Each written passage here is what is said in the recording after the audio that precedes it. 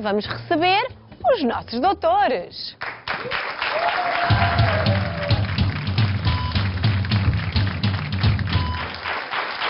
Ora, os nossos doutores vão agora entrar no nosso consultório.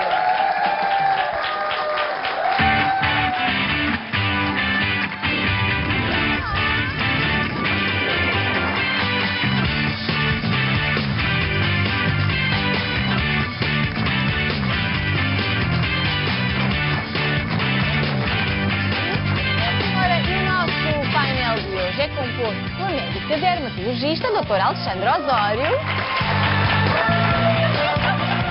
pelo médico de Clínica Geral, doutor Pedro Lopes, pela médica ginecologista, doutora Bárbara Betancourt, e pela médica oftalmologista, a doutora Rita Diniz da Gama. Ora, sejam bem-vindos.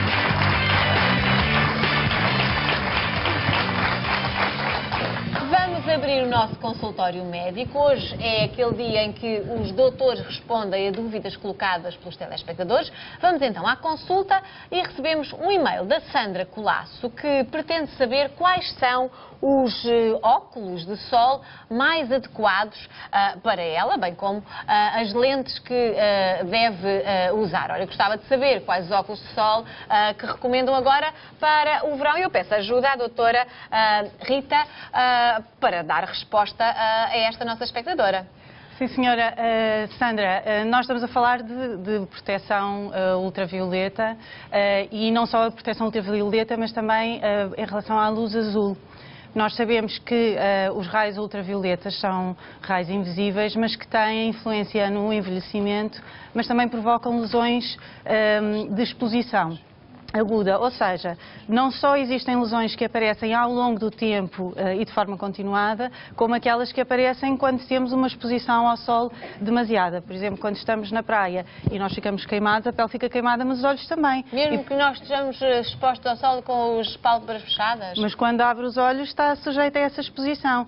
Mas é que depois faz aquela marca, quando se põe óculos, não é? Que ficamos com aquela marca aqui branca que não dá jeito nenhum. É, e por isso hoje em dia há uma alternativa ótima que são lágrimas artificiais com protetor solar. A sério? É espetacular.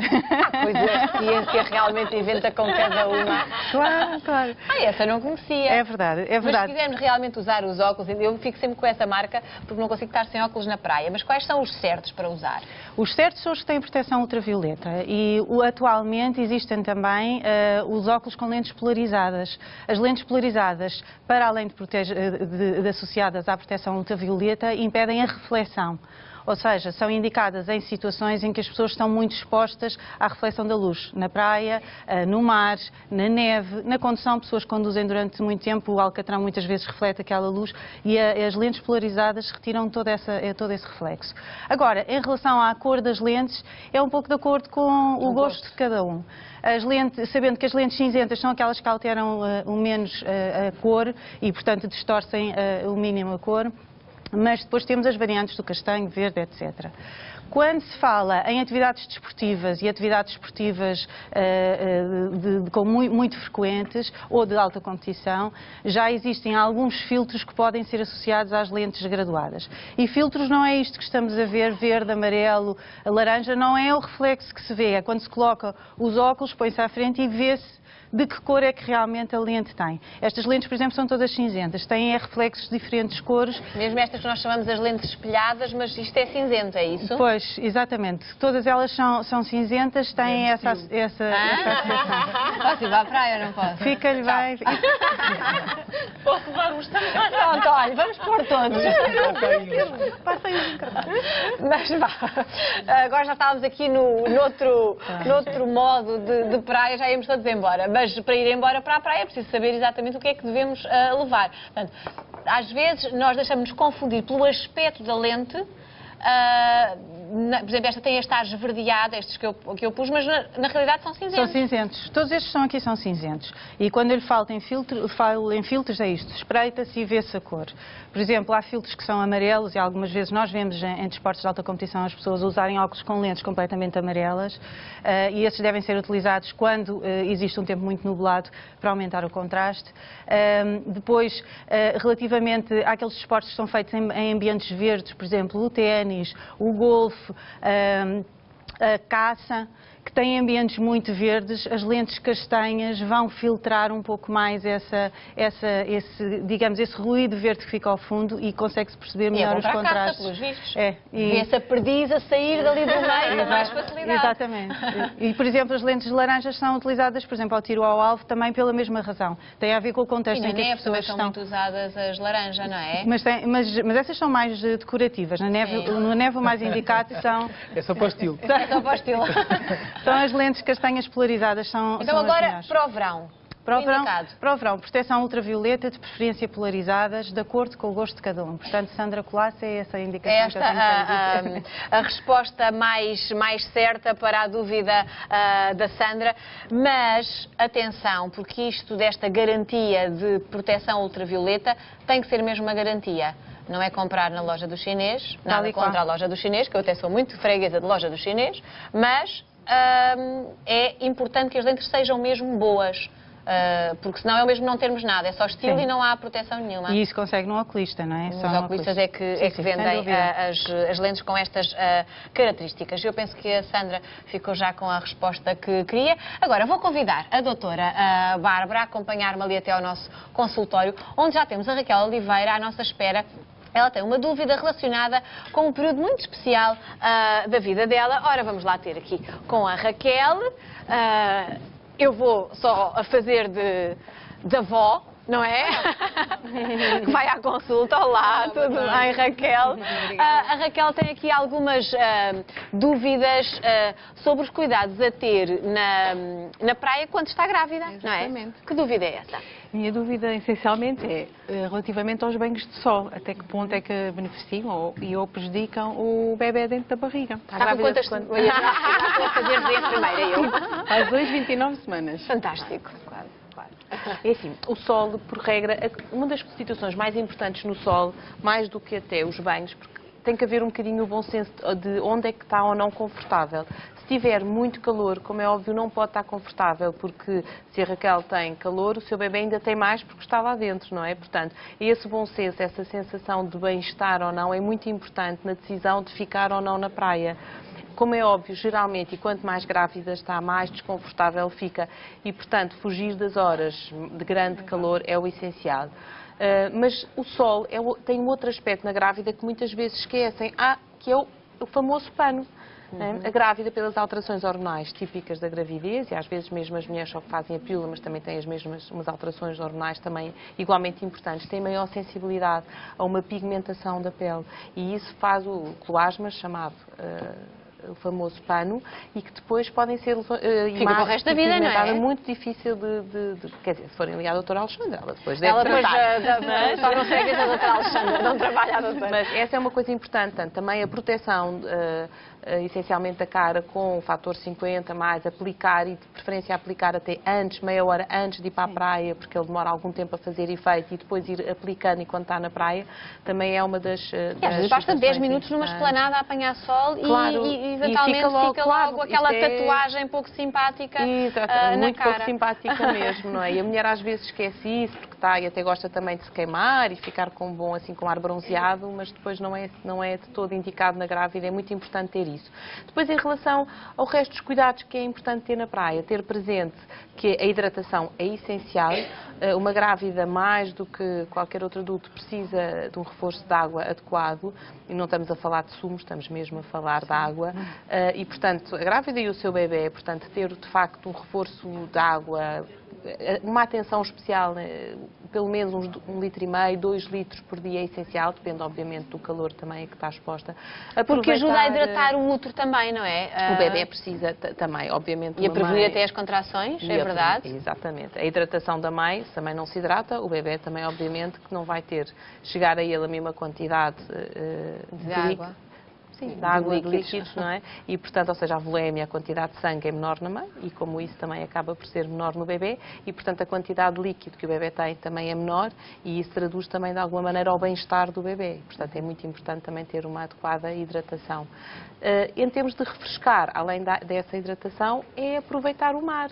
O mar, em horas que sejam saudáveis e com pouca gente, e o mar calmo, claro, não de preferência colocar assim numa onda, com o mar calmo é um ótimo sítio para poder refrescar. Não é nada saudável uma grávida andar a brincar com as ondas e a levar com as ondas na barriga, mais pois tipo não? possa... Não. Sim. Mais calminho. Sim, mais calminho, claro. E a praia também, imagina, um fim de dia, uma caminhada na praia é um exercício ótimo que uma grávida pode fazer, que seguramente está bem e é ótimo para a grávida também. Porque ainda por cima o verão é uma altura dos gelados e não é, dos petiscos e o aumento de peso na grávida, desde que tem que ser mesmo uma coisa ponderada, não é? E é cauteloso esse aumento de peso e o verão é terrível para todos, de férias é terrível para todos. 3 gelados por dia. Pois, mas há outras pessoas que são mais gordinhas. São pronto. Mas é verdade, daí as minhas filhas adorarem gelados. Mas sim, houve uma altura. Neste momento está meio Portugal a sofrer com essa sua informação. Tipo, eu também quero comer 3 gelados por dia. Era mais ou menos, mas eram pequeninos, eram gelados muito pequeninos.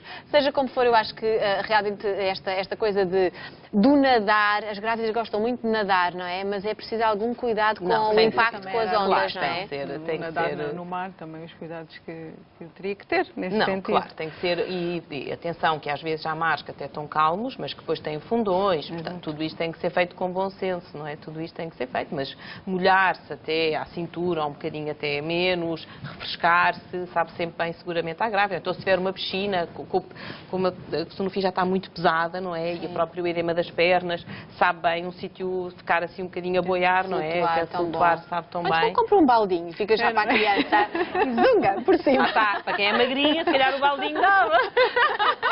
Eu já faço do baldinho uma piscina. Raquel, muito obrigada. Quando é que nasce?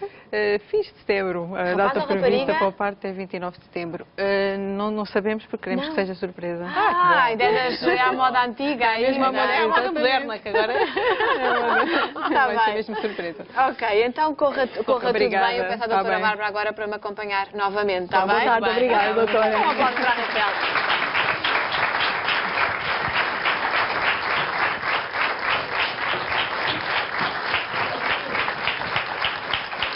E faço agora uma pequena pausa nas nossas consultas para lhe falar do cartão de sonho, que tem como prémio do dia 1000 euros. Se marcar o 760 20 60 20, a sua chamada for selecionada, esse prémio é seu, sem ter que responder a nenhuma pergunta ou escolher palpites. Mas ainda pode receber mais, porque se a este valor juntarmos os 17.500 euros acumulados no jackpot, são 18.500 euros a que se habilita. Cada chamada tem um custo, eu acho que já o sabe de cor, 60 cêntimos mais IVA, por isso faça as suas contas antes de marcar o 760 20 60 20. Recordo que este prémio é livre de impostos. Esta é uma excelente notícia. 760 20 60 20 é o nosso cartão de sonho.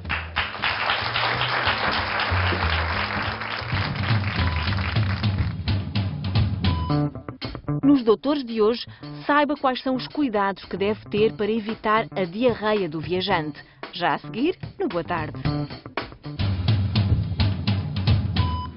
Hoje é dia de consultório médico e temos mais uma dúvida para os doutores. Desta vez ao telefone, o Manuel Santos fala-nos de Lisboa e tem uma questão sobre diarreia do viajante. É assim, não é, Manuel? É assim mesmo. Olá, doutores, muito boa tarde. Eu vou de férias com a minha família para a Punta Cana e tenho um casal amigo que adoeceu, entretanto, com diarreias e vómitos. Eu gostaria então de saber que cuidados é que eu devo então tomar e que medicação posso também tomar para evitar isto. Obrigado. Obrigada, Manuel. Eu acho que é o doutor Pedro que vai responder esta questão, não é? Vamos aqui responder ao Manuel. Em primeiro lugar, quando falamos de diarreia do viajante, falamos de uma diarreia normal, não é? Portanto, dejeções com fezes líquidas. E é muito importante percebermos se essa diarreia acontece por uma razão infecciosa, ou seja, quando há uma contaminação por uma toxina dos alimentos ou por algum agente infeccioso que possa estar presente, ou se é relacionada com a simples adaptação para o sítio para onde vamos. Porque a nossa flora intestinal, a nossa microbiota intestinal é diferente da microbiota intestinal dos agentes que vivem no intestino, das pessoas que vivem em África, na América do Sul, nas Caraíbas e noutros sítios. E, portanto, muitas vezes a adaptação do nosso ambiente intestinal à exposição a novos agentes condiciona o aparecimento de alguns sintomas por alguns dias. O que acontece numa grande porcentagem dos casos, e uma nota importante é que 55% dos viajantes têm diarreia do viajante, mesmo que formas transitórias, mas se a diarreia for muito abundante e muito incapacitante, pode estragar as férias ou pode estragar a viagem de negócios, se for esse o caso. Imaginem o que é a nossa seleção.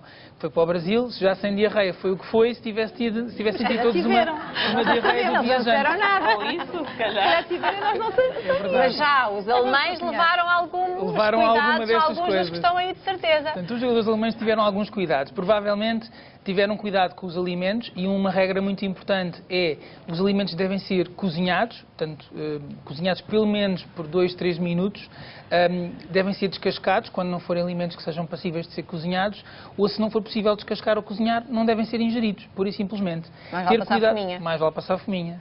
Ter cuidado, por exemplo, com aqueles regimes de pulseirinha em que a pessoa vai com tudo incluído e não tem muito cuidado com a alimentação e depois chega a hora das bebidas e se esquece que as bebidas levam gelo. Portanto, o gelo deve ser feito com água engarrafada. A água engarrafada, na maioria dos hotéis isso pode não acontecer, portanto, ter a certeza que gelo é que é colocado. Ter também atenção, por exemplo, àquelas frutas decorativas que são colocadas nos cocktails, porque as frutas são seguramente lavadas, podem ser lavadas com água corrente e isso provocar a contaminação da casca da fruta e, portanto, vai haver exposição na mesma. Quando bebermos água, preferir água engarrafada e ter sempre o cuidado de garantir que a garrafa está selada. Ou que é aberta à nossa frente, não é? Vai fazer um barulhinho parecido com este. Pronto. Ou seja, é preciso sentir o ressaltar da tampa e não ser uma garrafa como esta que está perfeitamente aberta e simplesmente só rolhada. Isso deve sempre acontecer. Depois podem acontecer duas situações. Pode acontecer a diarreia e, no caso de acontecer a diarreia, devem primeiro tomar-se medidas gerais, fazer uma dieta, é muito importante, reforçar os líquidos. Dieta com que tipo de alimentos? Se estivermos num país tropical, se calhar não tem o mesmo tipo de cozinha que nós temos, o que é que nós devemos pedir que se adapte à dieta que é importante fazer? Peixe ou carne, preferência carne branca, cozido ou grelhado, evitar os laticínios, evitar os vegetais de folha verde. O que se deve fazer também é reforçar muito a ingestão de líquidos para compensar as perdas de líquidos que estão a acontecer pela diarreia.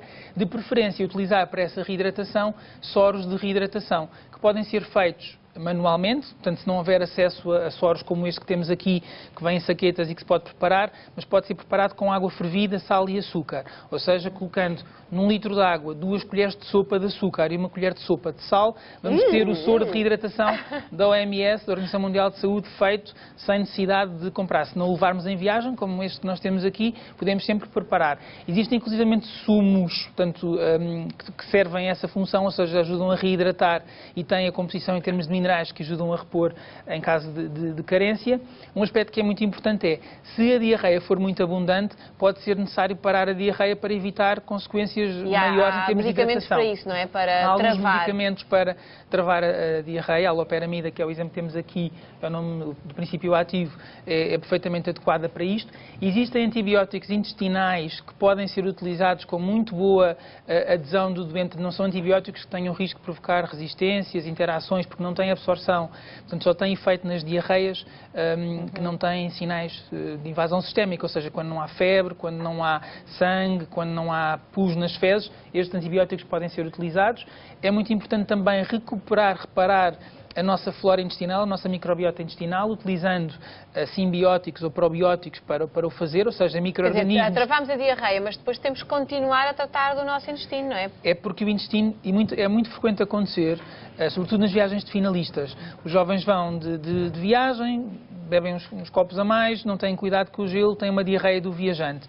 No regresso, muitas vezes, há uma alteração dos hábitos intestinais, porque o desequilíbrio da microbiota, da tal flora intestinal que foi induzida por essa diarreia de tal forma vincada, marcada, que altera completamente e depois surgem situações de síndrome de intestino irritável e outras doenças digestivas que são mais complicadas, com obstipação ou Então vai falar com diarreia, o intestino distensão. português. E pode trazer um intestino de Punta Cana.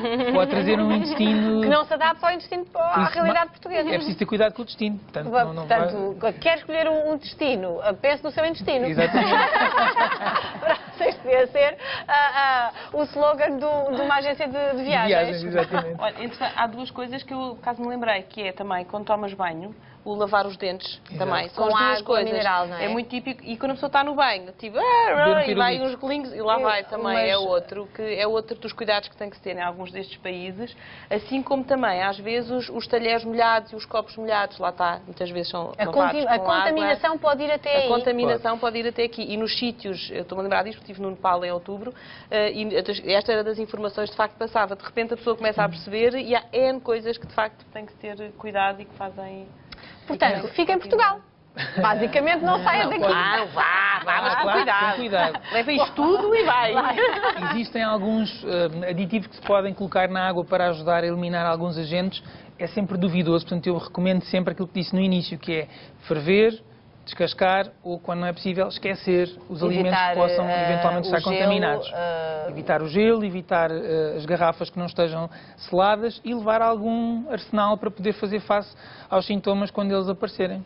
Muito bem. Muito obrigada, Dr. Pedro. E esta tarde temos um segundo e-mail da Laura Santiago, que está preocupada com as assaduras que tem, nomeadamente em alturas de muito calor. A Laura tem assaduras na parte interna das pernas e por baixo do peito. Doutora Alexandra, de que forma é que podemos ajudar a Laura com este incómodo do verão? Bom, as assaduras debaixo do peito chamam-se intértrigo mamário.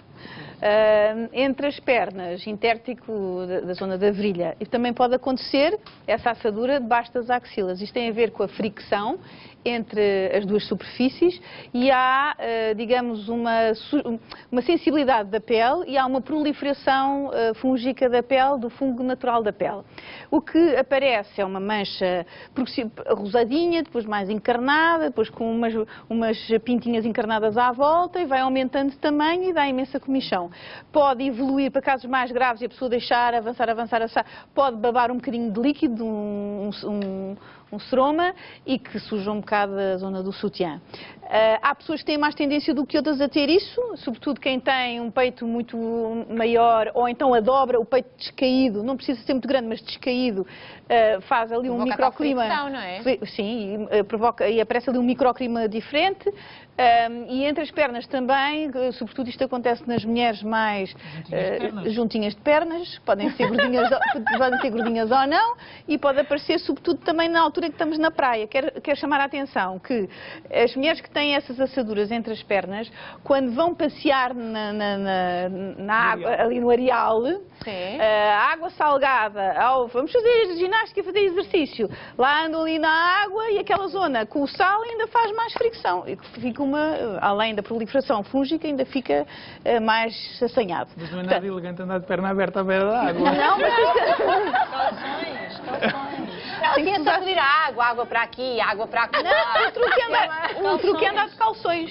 Portanto, também não é nada sexy. Não, mas também não é sexy. Pois, mas é... Entre isso e uma assadura... Portanto, as pessoas que têm mais propensão a essas coisas devem... O tratamento, sobretudo, é a prevenção. Essa ao seu lado, acho que lhe acontece muito. Acontece. Mas ela, por acaso, não tem nada os critérios não de tem, nada. Tem um peito o peito está no sítio, não está descaído. Não é juntinha de pernas. Não é juntinha de pernas e é de braços abertos. Põe as mãos nas ancas. Portanto, não tem, mas pronto. Só exatamente esta A gente nunca sabe o dia da manhã. Portanto, nestas zonas são as zonas típicas. O que nós devemos fazer é a prevenção, sobretudo a prevenção, porque o tratamento depois, a pessoa tem que ir ao dermatologista ou ao médico de clínica geral para medicar quando a situação está mais avançada. Não dá jeito nenhum em férias. Não dá jeito nenhum. E, portanto, as pessoas que têm mais propensão, sendo aquelas que são assim mais gorduchinhas ou que têm esta zona mais apertadinha, também as pessoas que estão a fazer corticoides ou imunossupressores também têm a propensão para terem mais estas situações. Como é que devem fazer? Devem usar na zona entre as pernas, podem usar um gel de higiene íntima, ou podem usar para o resto do corpo uma boa desinfecção com um gel de banho, passar muito bem a água, secar muito bem essas áreas, sobretudo pode usar o secador e usar um creme de pasta de água em uma película muito fininha, o que evita que aquela zona fique bastante sudada. Portanto, isto é a prevenção destas 3 áreas e ficamos protegidas. E quando já acontece, ou melhor, quando começa a ter os primeiros sinais, a atuação deve ser com que tipo de... continuar com esse tipo de terapêutica? Isto muitas vezes reverte, quando há as primeiras lesões. E evitar então os tais passeios na água de fricção, com as suas pernas muito juntinhas, arranjar ali uma caminhada com uma cadência se calhar um pouco diferente. O Dr. Pedro, que me familiarizou com esta expressão de pernas juntinhas. Juntinha de pernas. Como é que é? Juntinha de pernas. Juntinha de pernas, não vou esquecer. Vou passar a usar este termo. Se calhar até em contextos diferentes, mas gostei, efetivamente, mas caminhar, se calhar, como outra abertura. Com outra abertura de espírito em relação às caminhadas na água. Muito bem. E cá estou eu, novamente, para lhe relembrar o nosso cartão de sonho. Para se habilitar ao prémio de hoje, tem que ligar o 760 20 60 20. Se a sua chamada for selecionada, vai falar comigo ao telefone e dar-me 4 palpites de 0 a 9. Se os seus palpites forem certeiros, pode receber o prémio no valor de 18.500 euros. São os 1.000 euros de prémio do dia, os 17.500 que estão acumulados no jackpot. O prémio é entregue num cartão com o qual pode pagar todo o tipo de contas, desde que haja um terminal multibanco. Água, luz, gás, carregar telemóveis, fazer compras, ir de férias, levar os medicamentos todos que precisa, enfim, todas as despesas que possa pagar com cartão. O número é 760 20 60 20, habilite 760 20 60 20 é o nosso cartão de sonho.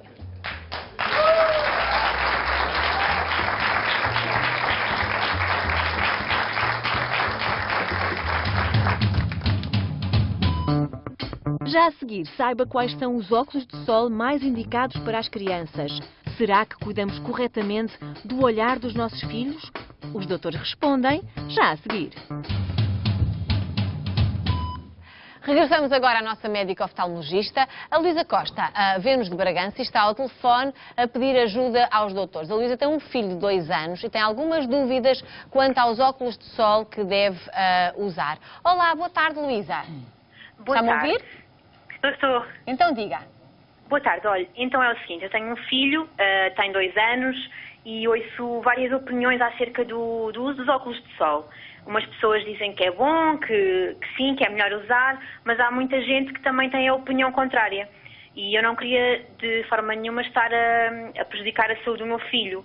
E afinal eu queria saber se devo proteger ou não os olhos do meu filho desde tão cedo. Ele deve usar óculos de sol? Ok, muito obrigada pela sua pergunta. Vamos então saber a resposta aqui com a nossa oftalmologista. Então, Rita, deve ou não deve usar?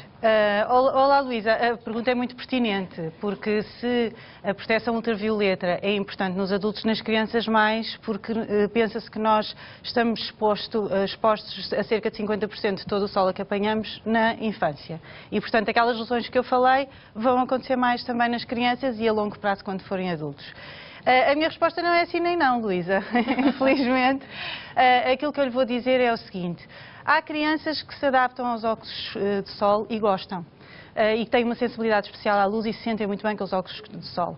As crianças, a maior parte delas, não gostam de óculos de sol. Ou seja, acham piada, põem os óculos de sol durante 10 minutos e depois tiram. Agora, para aquelas que de facto gostam de óculos de sol, as recomendações são as mesmas para os adultos. Temos aqui um óculo de sol infantil, a proteção ultravioleta e lentes polarizadas são as mesmas indicações tal e qual que temos aos adultos. Proteção 100%. Para as crianças que não gostam de usar óculos de sol ou que não se sentem bem, podemos sempre utilizar um chapéu com aba larga. Esta seria uma sugestão muito original para uma criança. Está muito na moda para as meninas, esses chapéus de aba larga. Mas isso já faz filtro de 50% dos ultravioletas e, portanto, é essa a alternativa. Portanto, a sugestão que eu dou à Luísa é experimente, veja com os óculos de uma outra criança, desde que estejam bem adaptados à cara e, portanto, que sinta que não entra luz para dentro dos olhos. Não caia muito, exatamente. Não é? Os óculos das farmácias e dos oculistas estão perfeitamente adaptados, é uma questão de experimentar. Se a criança gosta, muito bem, se não, um chapéu pode fazer... Uma boa parte do trabalho. Exato, não faz o trabalho todo, mas pelo menos sente que está a proteger o seu filho, que já vi que é uma preocupação sua. E deve ser, o filho da nossa convidada tem 2 anos, mas nos bebés, nós às vezes vemos bebés em carrinhos de bebê, mesmo bebezinhos, na rua e já com uns óculos escuros. A proteção deve começar logo com essa precocidade? Sim, senhor. É? O olho não tem que se adaptar à luz normal não, no verão? Quer dizer, nós de facto não sabemos as grandes repercussões que vamos ter, porque só agora é que se começam a utilizar óculos de sol em crianças. Agora, à luz dos conhecimentos atuais, nós sabemos que a proteção ultravioleta tem efeitos não só a curto prazo, naquele momento, como a longo prazo e, portanto, faz sentido. Agora, precisamos de mais tempo, não é? Mais gerações passarem, para nós percebermos exatamente qual é a repercussão que estes hábitos têm. Mas sim, nos bebés, as indicações são exatamente as mesmas. Portanto, quanto mais pequeninos, e se a exposição for na praia, em sítios com a luz muito refletida, convém então ter estes óculos com os tais cuidados, serem proteção ultravioleta e serem polarizados. Portanto, eu acho que a Luísa ficou esclarecida em relação a este assunto. A próxima questão chegou-nos através de um vídeo da Sónia Almeida. Ela diz que está muito preocupada com um formigueiro na mão e nos dedos. Diz que não passa. Vamos então ver. Há cerca de 3 anos comecei a sentir um formigueiro muito intenso na zona dos dedos anelar e mindinho que nunca mais passou.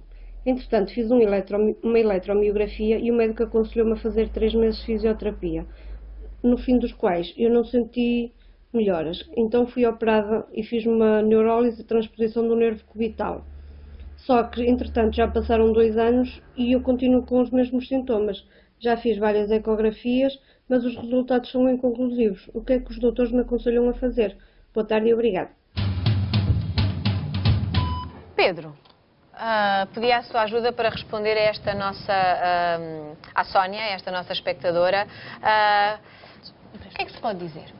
Em primeiro lugar, explicar o que é isto do nervo cubital, que foi a questão que a nossa espectadora nos levantou. Sónia. O nervo cubital é um nervo que passa ao nível do cotovelo e que passa ao nível do punho e que é responsável pela inervação do nosso 5º dedo, que é o dedo mindinho, e do bordo cubital do nosso 4º dedo. E, portanto, todas as situações de formigueiro, a sensação de alteração da sensibilidade, dormência ou mesmo anestesia, perda de sensibilidade, traduzem lesão do nervo cubital, que pode acontecer ao nível do cotovelo ou ao nível do punho.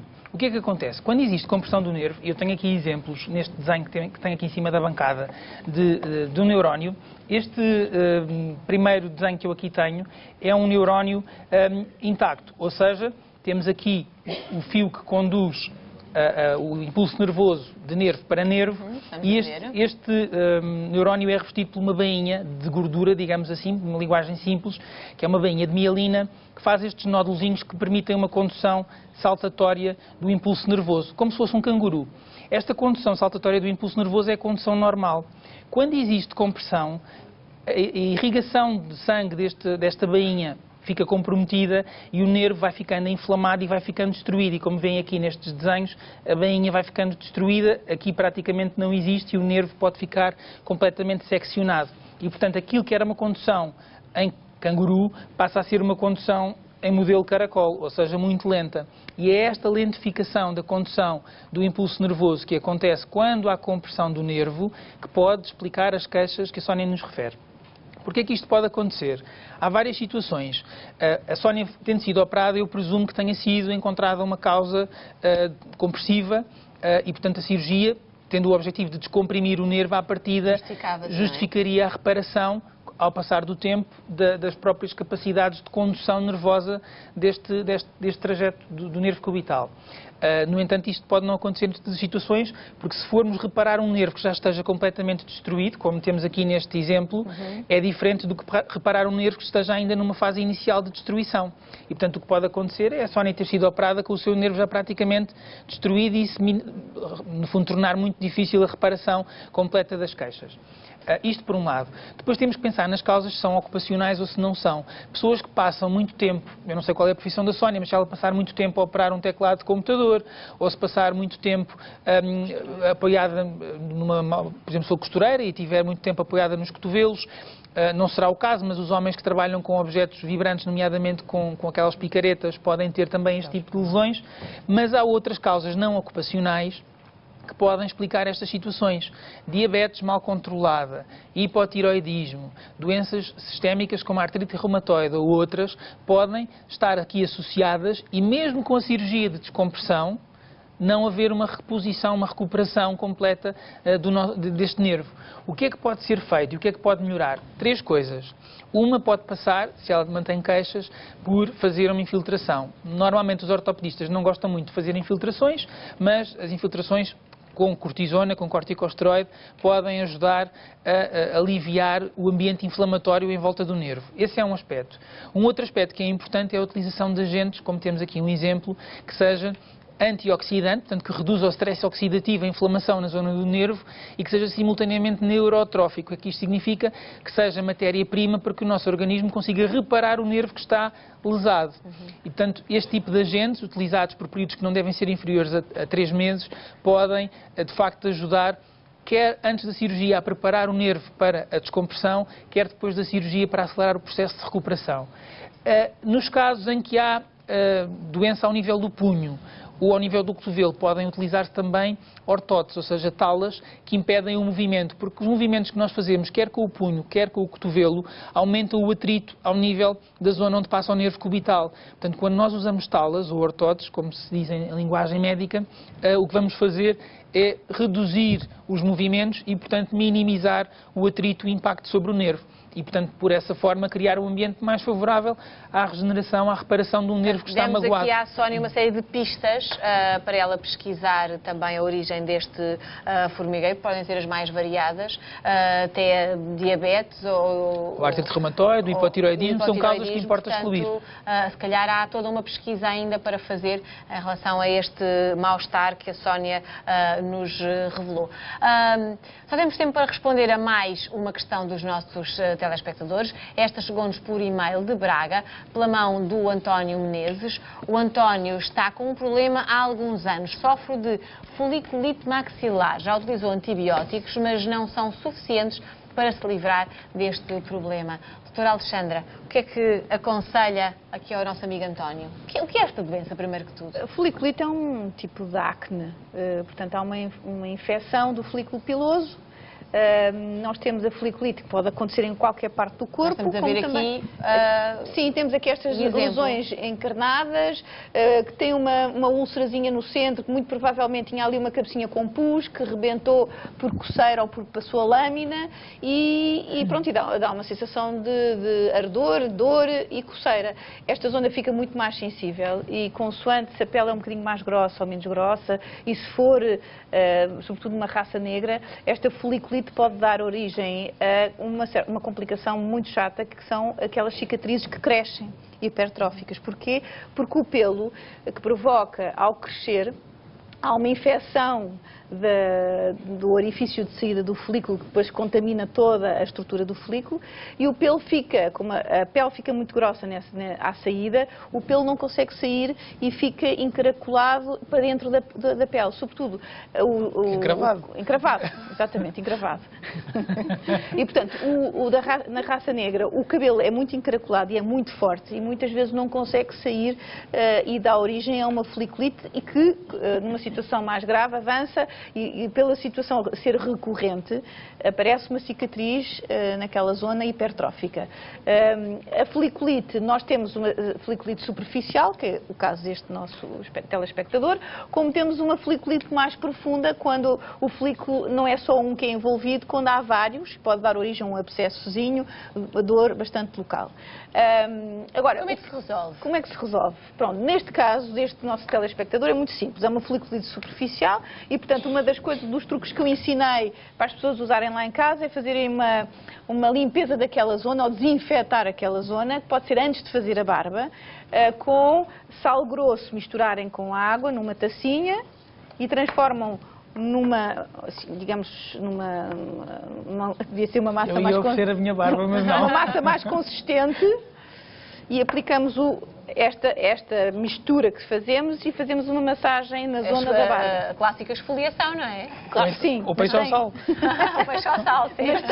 Mas tem uma capacidade de desinfetar a saída do pelo, como também uma esfoliação, o que aumenta a penetrabilidade dos produtos a seguir. Existem no mercado cremes que evitam os pelos encravados e que este nosso telespectador pode usar. Deve desinfetar também a lâmina com clorexidina, que é um desinfetante que não arde e que desinfeta de todos os bicharucos que podem haver, e desinfetar a lâmina e fazer esta esfoliação antes de fazer a barba, chega, e evita as recorrências. E fazer a barba com laser, que é para não ter que passar ali a lâmina muitas vezes.